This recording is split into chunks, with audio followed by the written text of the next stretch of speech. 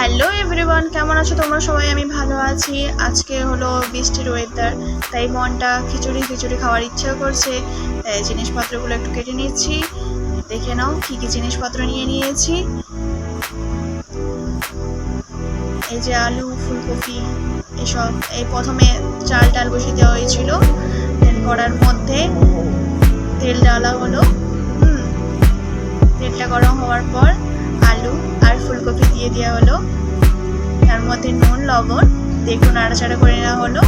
Beans আর গাজরকে এই যে দেখতে পাচ্ছ, খিচুড়ি রেডি হয়ে গেছে আমাদের। হ্যাঁ, আর একটু মশলাপাতি একটু গরম করে